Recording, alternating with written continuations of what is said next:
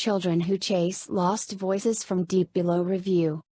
The problem with hype and expectations is that disappointment is almost inevitable.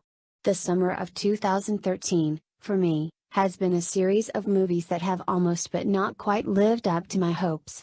Pacific Rim, Star Trek, Into Darkness, Man of Steel.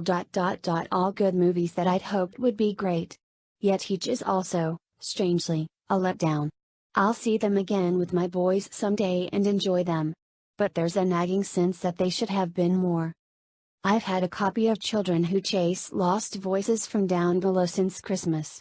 Makoto Shinkai had released 3 of my favorite movies. He is, in fact, the only director to date to have a perfect track record here at the Anime Review. His works have each scored an A+ from me. So why did I wait 8 months to watch it? Simply put, I was worried about what I'd find. Early reviews said it was still decent, but perhaps Shinkai's first misfire. Some mentioned it was slow, does Makoto Shinkai make any other kind of movie, and others that it wasn't as creative. I delayed because I just didn't want the dissatisfaction of another film that was good instead of great. Now I'm kicking myself because I could have found my way back to this movie a half dozen times since then. Children Who Chase Lost Voices is magnificent. It is stunning, beautiful, heartrending, and almost spiritual. Maybe I'm overreacting to the criticism, but I loved it. And it doesn't hurt that it's not only an homage to animation emperor Hayao Miyazaki, but in some ways, the student has become the master. Children is the story of Asuna, a sweet and sharply intelligent girl whose bright demeanor betrays a lonely life. Her father died when she was very young, and her mother has thrown herself into a nursing job that takes up virtually all her waking hours. Asuna spends most of her time away from school alone, listening for signals through a radio device hooked up to a crystal given to her by her dad. Recently, she's heard strange, otherworldly music, haunting and beautiful.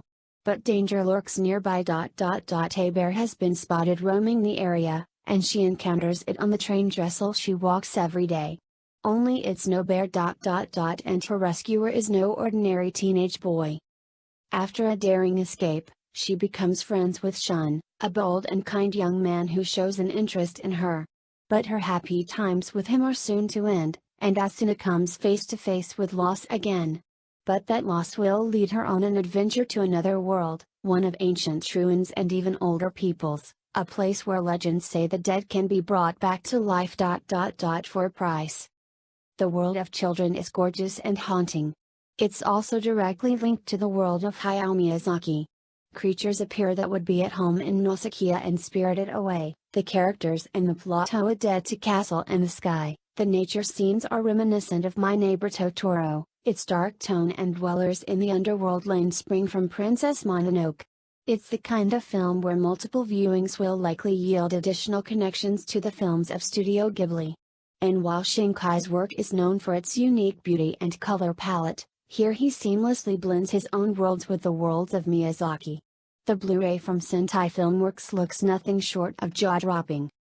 But before you think that this is just Shinkai aping Miyazaki, Shinkai is interesting in mining different subject matter than the elder animation statesman, and a change from his normal forte.